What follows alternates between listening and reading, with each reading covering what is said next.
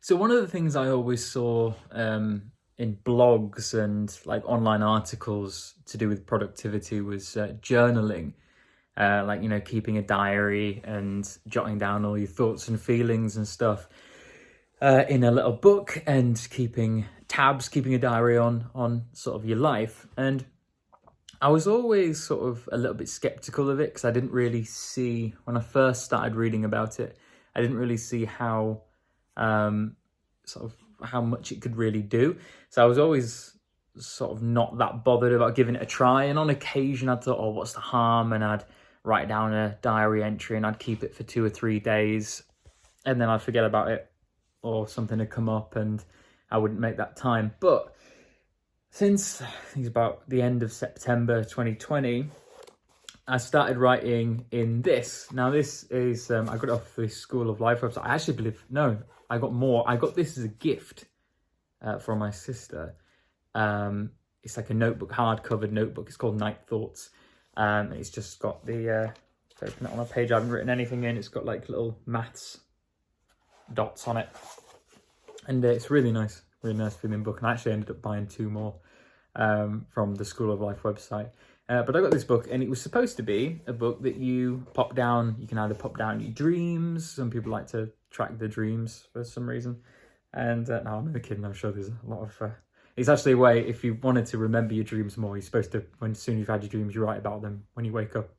And it's supposed to help you get into this sort of state of mind where you can remember dreams. And if you're the sort of person who thinks that is helpful to you, then that's a really good thing to do.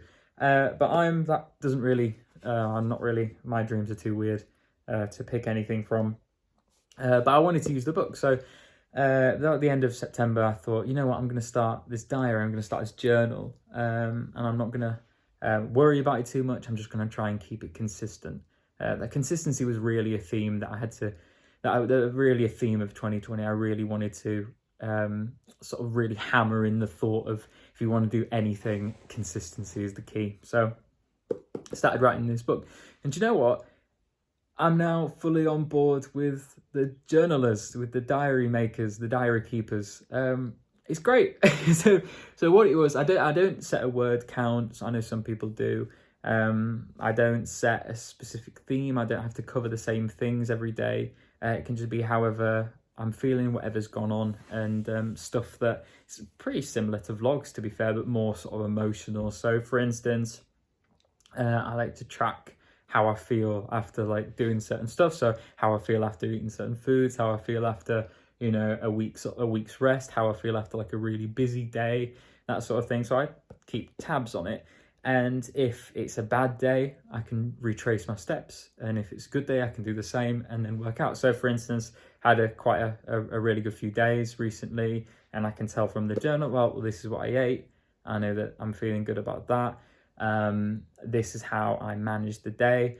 And it's that sort of sweet spot where I have enough to do to keep me busy throughout the day, but not over much where the day would be a catastrophe if, you know, I went out for an hour, if I went for a walk or something. Because some of those days where you're just so busy and you can't even have a cup of tea without being behind schedule, those days seem to be, you know, no points for guessing this, but it seems to be a big contributor to stress and to a little bit of sadness eventually.